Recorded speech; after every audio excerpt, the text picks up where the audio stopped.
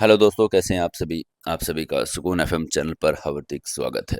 अगर आप पहली बार आए हैं तो चैनल को सब्सक्राइब जरूर कर लें और वीडियो को लाइक करें। आज हम सुनेंगे एपिसोड नंबर 23। चलिए शुरू करते हैं कहानी।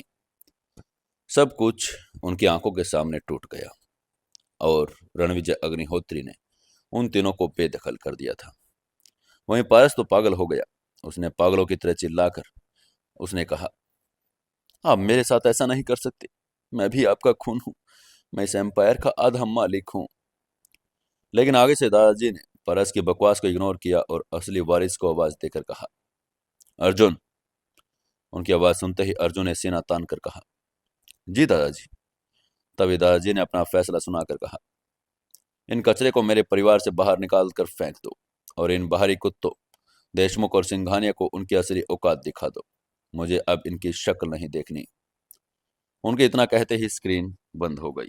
अब पूरा हॉल का कंट्रोल अर्जुन के हाथ में था। तभी अर्जुन मुड़कर प्रताप और सूर्यकांत की तरफ बढ़ा। ये दोनों वो लोग थे जो मुंबई पर राज करने का सपना देखते थे। प्रताप देशमुख अपनी कॉरपोरेट ताकत का घमंड करता था और सिंघानिया अपनी माफिया नेटवर्क पर। अर्जुन ने एक फाइल देशमुख के मुंह पर मारकर कहा, प्रताप देशमुख, तुम्हें लग रहा था कि नहीं तुम कंपनी के शेयर्स खरीद रहे हो? जरा इस फाइल को खोल कर देख। पिछले 3 दिनों में जब तू यहाँ छुपम छुपाई का खेल खेल रहा था, मेरी इंटरनेशनल लीगल टीम ने तेरी सारी कंपनीज का हॉस्टाइल टेक ओवर कर दिया है। उसकी बात सुनकर देशमुख ने कांपते हाथों से वो फाइल खोली और चौंक कर पूछा, क्या? फाइल देखते ही उसकी आंखें फटी की फटी रह गई। अर्जुन ने लीगली बैंकों के कर्जों और शेयर मार्केट के चालों से देशमुख का पूरा कॉर्पोरेट एम्पायर खरीद लिया था। देशमुख अब अरबपति नहीं बल्कि करोड़ों के कर्ज में डूबकर एक सड़क का भिखारी बन चुका था। तभी अर्जुन ने शैतानी मुस्कान के साथ कहा, तेरी कंपनी, तेरा विला, तेरी गाड़ियां, सब मेरा है। फिर अर्जुन सिंघानिया की तरफ मुड़ा। सिंघानिया डर के मारे पसीने से नहाने लगा था। उसने कांप कर पूछा, अर्जुन, हम हम समझौता कर सकते हैं? आगे से अर्जुन ने उसकी पिस्तौल उठाकर दूर फेंक कर कहा, समझौता बराबर वालों में होता है सिंघानिया, लेकिन तेरा माफिया नेटवर्क, मेरी शैडो आर्मी ने कल पूरे मुंबई में तेरे सारे गैर कानूनी अड्डे, तेरे कसिनो और तेरे स्मगलिंग नेटवर्क को तबाह कर दिया। पुलिस कमिश्नर के पास तेरे सारे कत्ल के सबूत पहुंच गए। बाहर पुलिस की गाड़ियां इंतजार कर रही है। तो अब जेल की चक्की पीसेगा और तेरी वो पोती ईशानी जो कोमा में है वो सड़कों पर रुलेगी। उसकी ये बात सुनकर देशमुख और सिंघानिया के घुटनों ने जवाब दे दिया। मुंबई के दो सबसे बड़े डॉन आज एक 22 साल के लड़के के पैरों में रो रहे थे। तभी अर्जुन ने कड़क आवाज में ऑर्डर देकर कहा, कमांडोज, इन दोनों को पुलिस के हवाले कर दो। मेक श्योर कि इन्हें जेल की सबसे गंदी कोठरी मिले। उसका यह ऑर्डर सुनते ही कमांडोज ने तुरंत देशमुख और सिंघानिया को कॉलर से घसीटा और जानवरों की तरह मारकर विला से बाहर निकाल ले गए। मुंबई के अंडरवर्ल्ड का एक बहुत बड़ा चैप्टर आज खत्म हो गया था। अब हॉल में सिर्फ 3 गद्दार बचे थे, पारस, नारायण और संतोष। ये वो लोग थे जिन्होंने अर्जुन के घर में आकर उसी के प्यार और उसी की इज्जत का मजाक उड़ाया। इन्होंने यशोदा माँ को नौकरानी कहा। इन्होंने ताऊजी के राजपूती खून को नीचा दिखाया। अर्जुन की आंखें अब पूरी तरह से रुद्र रूप धारण कर चुकी थी। उसने बहुत ही ठंडे स्वर में कहा, जगदीश जी, इन्हें इस विला से बाहर निकालने का वक्त आ गया। लेकिन ये अग्निहोत्री बनकर नहीं बल्कि अपनी असली औकात में बाहर जाएंगे। ये कहकर अर्जुन खुद चलकर संतोष के पास आया। संतोष जो अभी तक रो रही थी वो डर के हमारे पीछे हटने लगी। तभी अर्जुन ने अपनी महारानी को आवाज लगाकर कहा, मीरा। मीरा जो अब तक इस पूरे न्याय को बड़ी शांति से देख रही थी, अर्जुन की आवाज सुनते ही वो आगे आ गई। तभी अर्जुन ने संतोष की आंखों में देखकर कहा, मीरा की माँ को तुमने क्या कहा था संतोष? कि उनके कपड़ों से बदबू आती है, कि वो नौकरानी जैसी दिखती हैं? इसके बाद उसने गार्ड्स को इशारा करके कहा, इस औरत ने जितने भी गहने, जितने भी अग्निहोत्री खानदान के जेवर पहने हैं, सब उतार लो। उसका यह ऑर्डर सुनते ही लेडी गार्ड्स तुरंत आगे आई और उन्होंने बेरहमी से संतोष के गले का भारी सोने का हार, उसके कान के झुमके और उसके हाथों के हीरे के कंगन सब कुछ खींच कर उतार लिया। संतोष दर्द से चीखती रही लेकिन कोई फायदा नहीं हुआ। तभी अर्जुन ने दहाड़ कर कहा, नारायण की वो सिल्क की शॉल और पारस का वो डिजाइनर कोट, वो भी उतारो। कमांडोज ने तुरंत नारायण की महंगी शॉल और पारस की वो टॉम फोर्ड की जैकेट उतारकर जमीन पर फेंक दी। वो तीनों अब बिल्कुल साधारण और भिखारी जैसे लगने लगे। उनका वो रईसी वाला घमंड टूटकर उनके पैरों में पड़ा था। उसके बाद अर्जुन ने मीरा की तरफ देखा। उसने उसे अपनी आंखों से इशारा किया और कहा, अब आखिरी काम। इशारा पाते ही मीरा समझ गई कि वो चलते ही संतोष के बिल्कुल सामने खड़ी हो गई। तभी संतोष ने रोकर मीरा के हाथ पकड़ लिए। उसने गिड़गिड़ा कर कहा, मुझे माफ कर दे मेरी बच्ची, मैं तेरी सास के समान हूं, मुझे ऐसे बेइज्जत मत कर। लेकिन मीरा ने अपना हाथ झटक से छुड़ा लिया। उसकी आंखों में कोई रहम नहीं था, सिर्फ अपनी माँ के अपमान का गुस्सा था। मीरा ने बहुत ही कड़क और इज्जतदार आवाज में कहा, सास वो होती है जो बेटी को प्यार दे, वो नहीं जो उसके घर में आग लगाई। आपने मेरी माँ को जलील किया था ना, और आपने ताऊ जी को उनके गांव और अपने कपड़ों का ताना मारा। तो सुनो संतोष जी। मीरा ने अपना हाथ उठाकर एक जोरदार थप्पड़ मारने के लिए आगे बढ़ा दिया, लेकिन फिर उसने अपना हाथ रोक लिया। मीरा ने मुस्कुराकर कहा, आपको थप्पड़ मारकर मैं अपने गंदे हाथ नहीं करूंगी। आपकी असली सजा यही है कि जो आज आप देख रही हैं, जिस गंवार और गरीब लड़की को आप अपने पैरों की जूती समझती थी, आज वो इस अग्निहोत्री एम्पायर की महारानी बनकर खड़ी है, और आप एक भिखारिन की तरह उसके सामने रो रही हैं। ये कहकर मीरा ने पलटकर अर्जुन की तरफ देखकर कहा, अर्जुन, इस कचरे को मेरे घर से बाहर निकाल दो, मुझे इससे घिन आ रही है। उसकी ये बात सुनकर आगे से अर्जुन ने एक शैतानी मुस्कान दी। अर्जुन ने गरज कर कहा, सुना तुम लोगों ने, मेरी महारानी का ऑर्डर है। गार्ड्स, इन दोनों को कॉलर से पकड़ो और धक्के मारकर गोल्डन हाउसिंग सोसाइटी के मेन गेट से बाहर फेंक कर आओ। और मुंबई के सारे न्यूज़पेपर और न्यूज़ चैनल्स को खबर कर दो कि पारस नारायण अब अग्निहोत्री नहीं रहे। अगर किसी ने इन्हें 1 रुपए की भी भीख दी तो मैं उसका हाथ काट लूंगा। उसका ऑर्डर पाते ही कमांडोज ने तुरंत नारायण, संतोष और पारस को कॉलर से पकड़ा और उनको घसीटना शुरू कर दिया। नारायण और संतोष चीख कर गिड़गिड़ा कर बोले, नहीं अर्जुन, हम बर्बाद हो जाएंगे, हम सड़कों पर आ जाएंगे। वहीं पारस गालियां दे रहा था, मैं तुझे छोड़ूंगा नहीं अर्जुन, मैं वापस आऊंगा।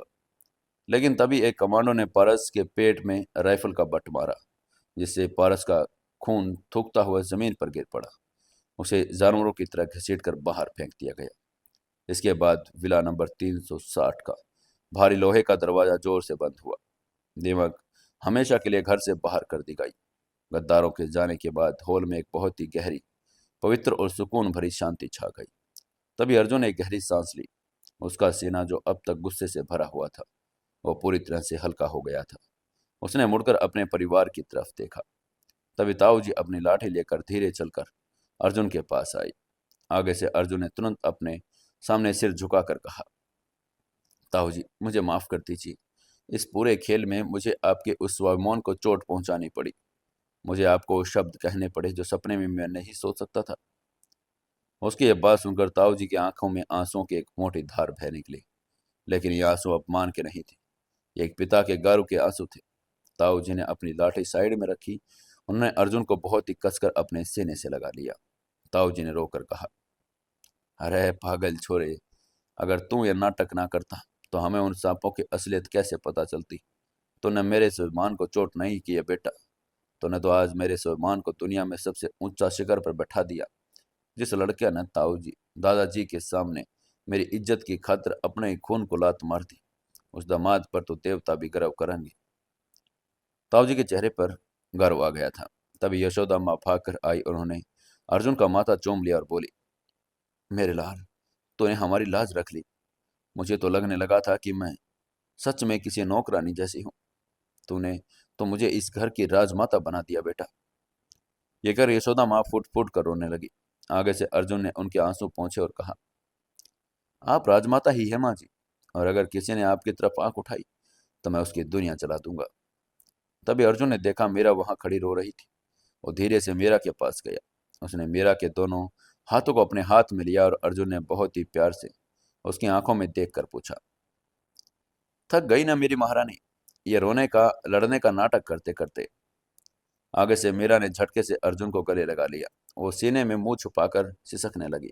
मीरा ने रोकर कहा, मुझे बहुत डर लग रहा था अर्जुन, जब तुम मुझे डांटते थे। हालांकि मुझे पता था कि तुम नाटक कर रहे हो, लेकिन फिर मुझे अंदर से दर्द होता था।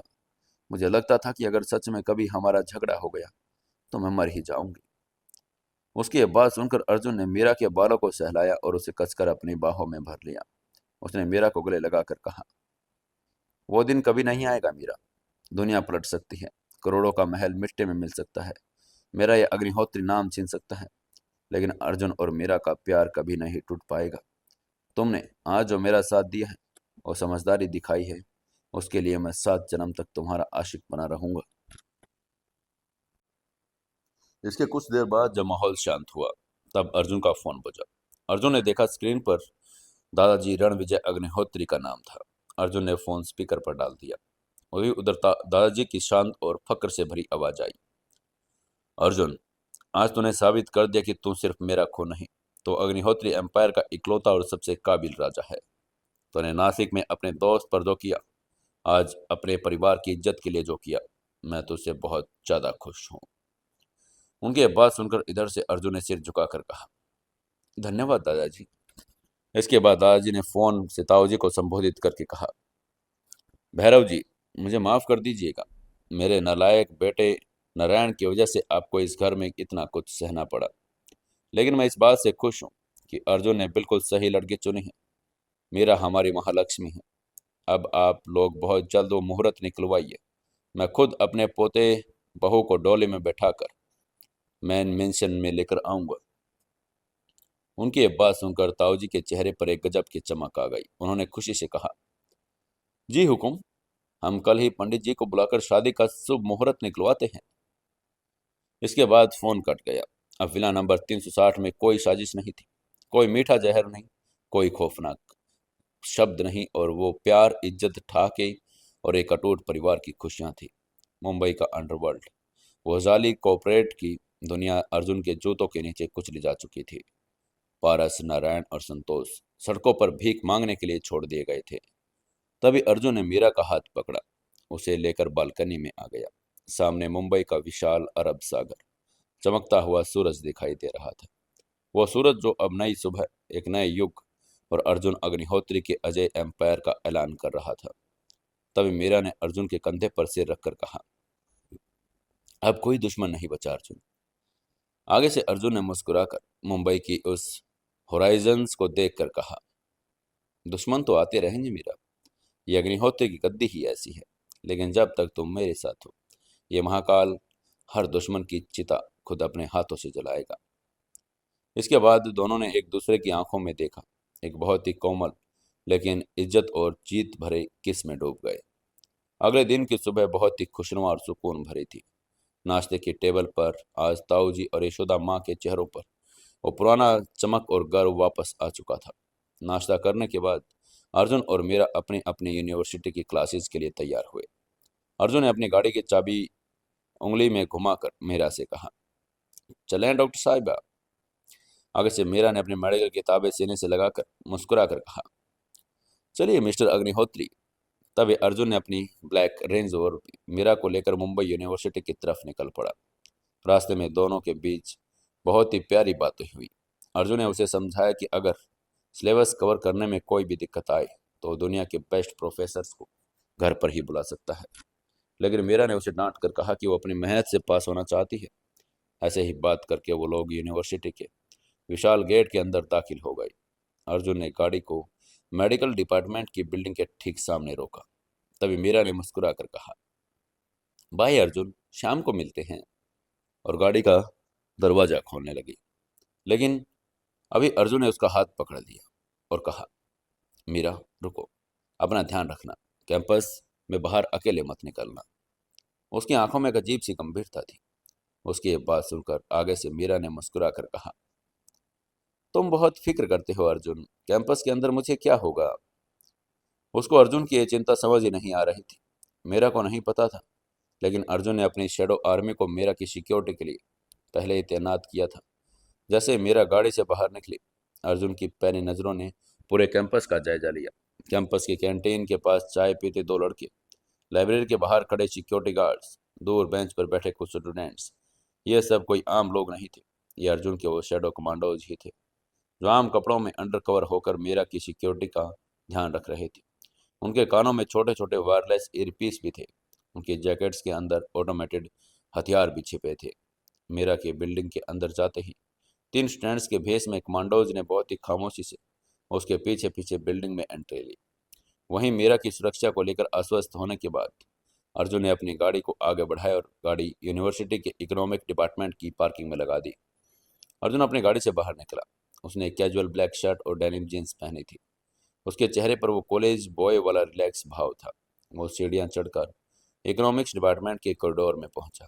जैसे वो अपनी क्लास के दरवाजे के पास पहुंचा, उसने अंदर दाखिल होने के लिए कदम बढ़ाया, ध्राम।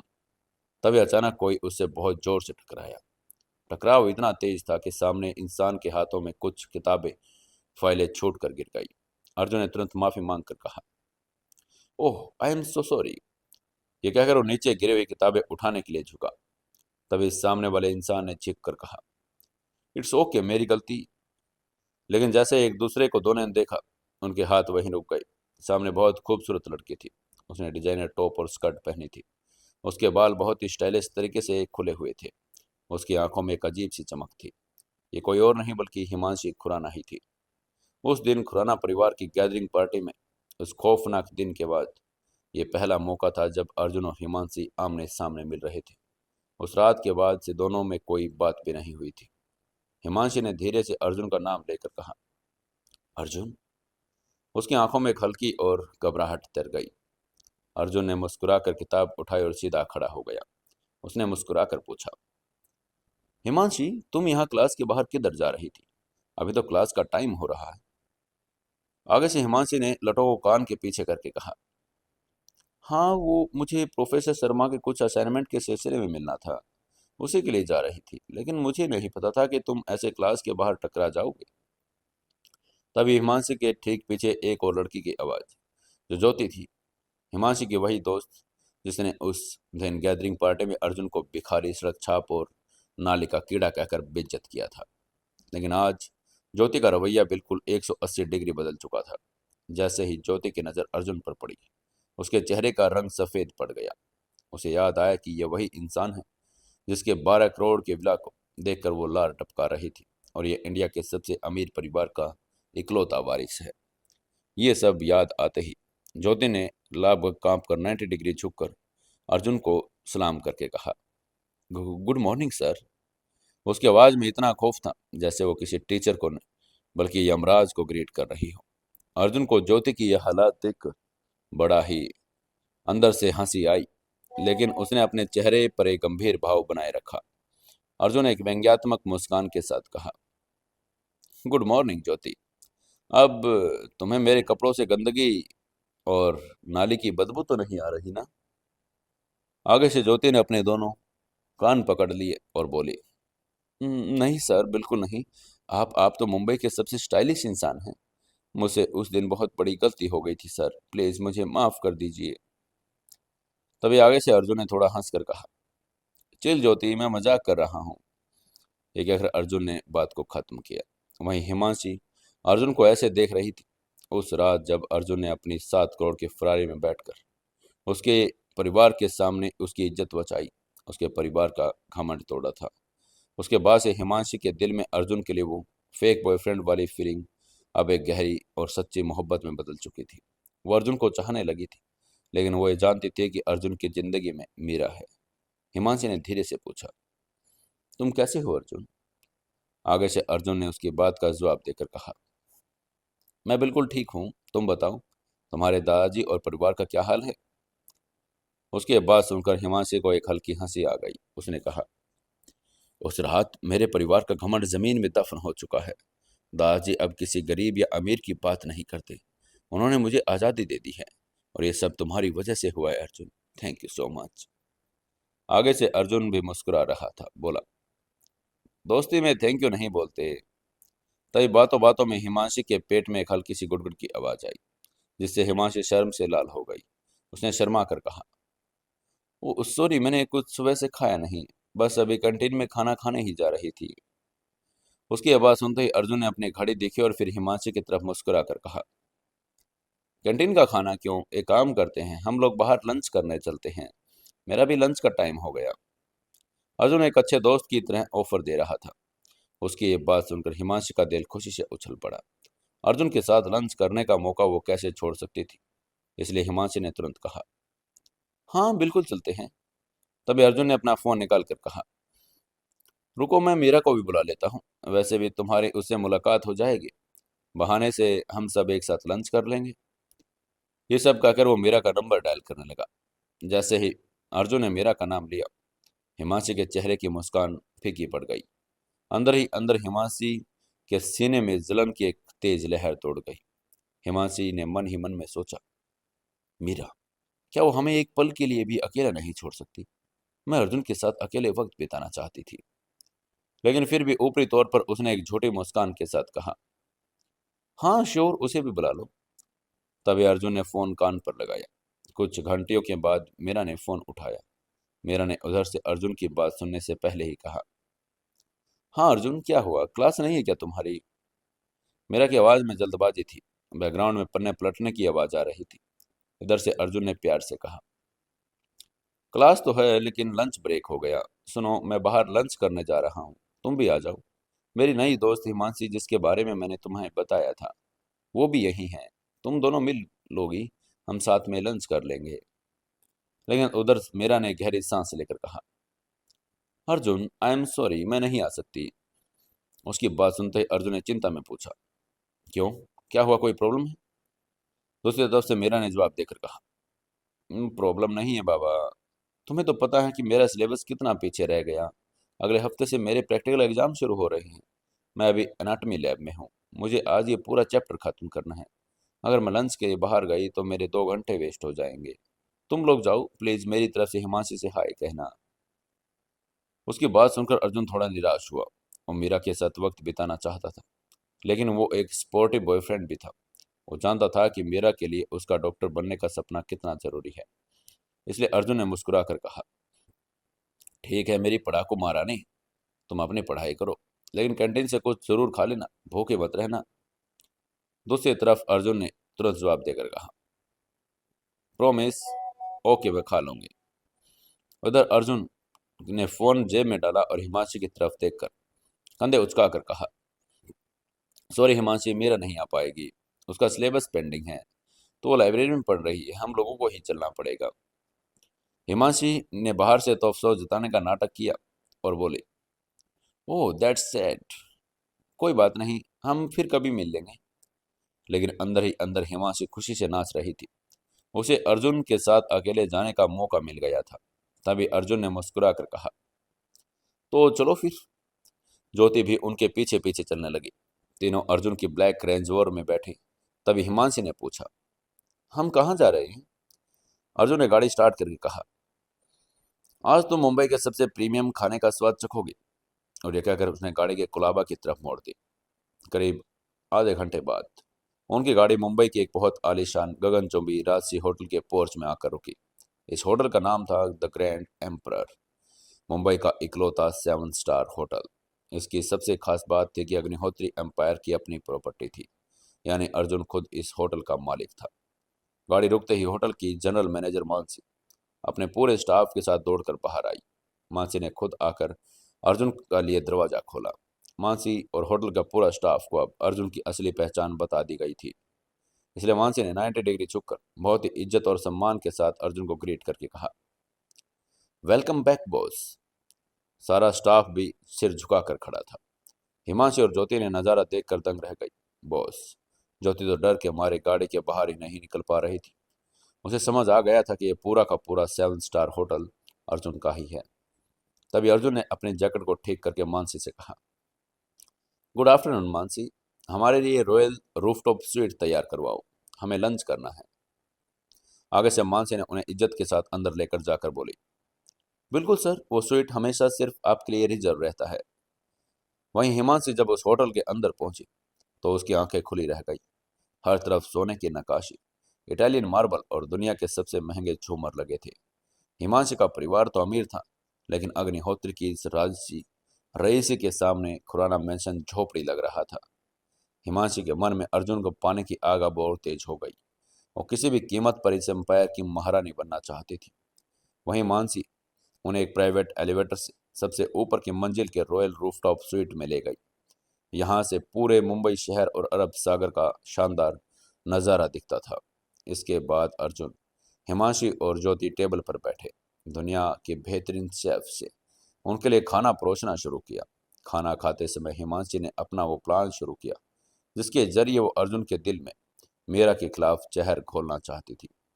हिमांशी ने वाइन का सिप लेकर बहुत ही मीठी और हमदर्द आवाज में कहा, अर्जुन, मुझे ना मीरा की एक बात बहुत अजीब लगी। उसकी ये बात सुनकर अर्जुन ने अपनी प्लेट से नजर उठाई और हल्के से मुस्कुराकर पूछा, कौन सी बात?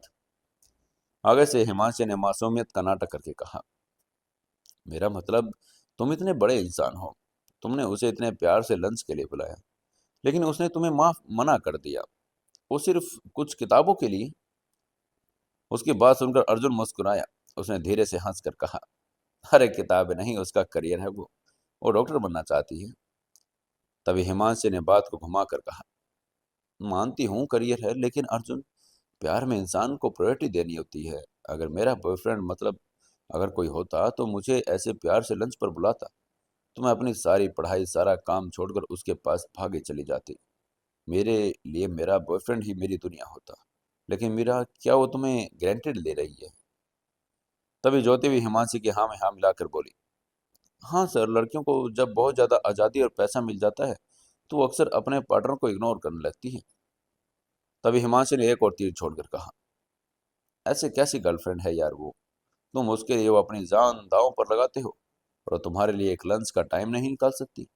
मुझे तो लगता है कि उसे तुम्हारी फीलिंग्स की कोई कदर नहीं अर्जुन।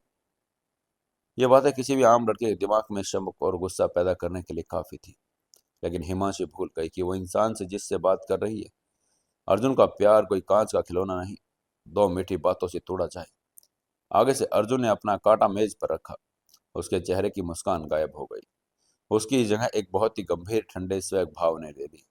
उसने हिमांशी की आंखों में सीधे देखकर कहा, तुम सही कह रही हो हिमांशी, अगर तुम्हारी जगह कोई और लड़की भी होती तो वो भी सब कुछ अपना छोड़कर मेरे पास भाग आती, क्योंकि 99% लड़कियों को अर्जुन अग्निहोत्री की दौलत और उसके नाम से प्यार होता है।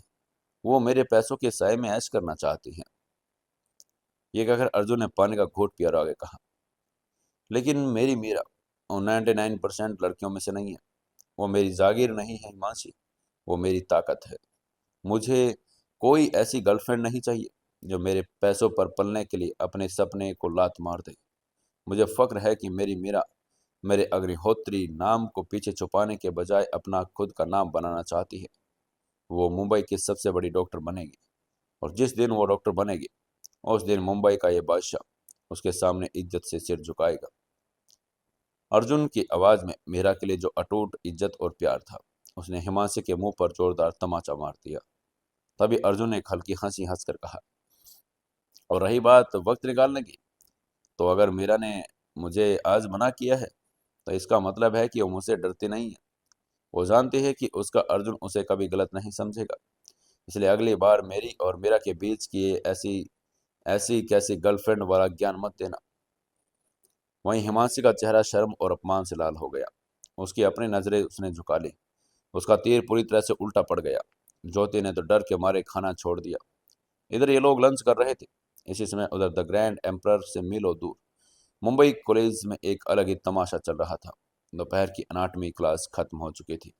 मीरा अपनी किताबें समेट रही थी। आज उसने क्लास में प्रोफेसर के सारे मुश्किल सवालों के बिल्कुल सही जवाब दिए। कुछ जलने वाले स्टूडेंट्स को भी मिर्ची लग गई। उनमें से एक थी नंदिनी। नंदिनी उसी शालिनी के गैंग की अहम मेंबर थी, जो हमेशा मीरा को उसके गांव और साधारण कपड़ों को लेकर नीचा दिखाने की कोशिश करती थी। जैसे ही मीरा क्लास से बाहर निकली, नंदिनी अपनी 3-4 चमचियों के साथ मीरा का रास्ता रोक कर खड़ी हो गई। नंदिनी ने एक बहुत ही गंदी और तानेबाज आवाज में कहा, वाह मीरा, आज तो तूने प्रोफेसर को इम्प्रेस कर लिया। तुझे क्या लगता है 2-4 किताबों के रट्टे मारने से तो हमारे लेवल की बन जाएगी? उसकी ये बात सुनकर मीरा ने गहरी सांस ली। उसने अपनी किताबों को सीने से लगाया। पहले वाली मीरा होती तो रोने लगती, लेकिन आज मीरा की अर्जुन ने उसको शेरनी बना दिया था। मीरा ने शांत लेकिन बेबाक स्वर में कहा, मुझे तुम्हारे लेवल की बनने का शौक नहीं नंदिनी। मेरा लेवल तुमसे ऊपर है। अब मुझे जाने दो, मुझे लाइब्रेरी जाना है। तभी नंदिनी ने मेरा का हाथ पकड़ा और कहा, अरे इतनी जल्दी भी क्या है फटीचर, रुकना।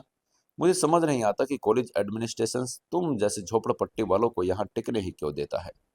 तेरे उस वेटर बॉयफ्रेंड ने कितनी घूस खिलाई है मैनेजमेंट को। कॉरिडोर में खड़े बाकी स्टूडेंट्स तमाशा देखने के लिए जमा हो गए। तभी मीरा ने झटके से अपना हाथ छुड़ाया। उसकी आंखों में अब एक ऐसा गुरूर था, अग्निहोत्र की महारानी के चेहरे पर ही शोभा देता है। मीरा ने चिल्लाकर कहा, नंदनी, तुम लोगों की सबसे बड़ी प्रॉब्लम पता है क्या है? तुम्हारे बाप दादाओं ने तुम्हें दौलत दे दी, लेकिन क्लास और दिमाग देना भूल गई। तुम मुझे फटीचर कहती हो।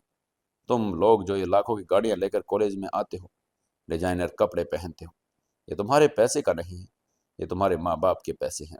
तुम लोग खुद जीरो हो, जीरो। मीरा की आवाज पूरे कॉरिडोर में गूंज रही थी। वहीं उसकी बात सुनकर नंदिनी का मुंह खुला रह गया।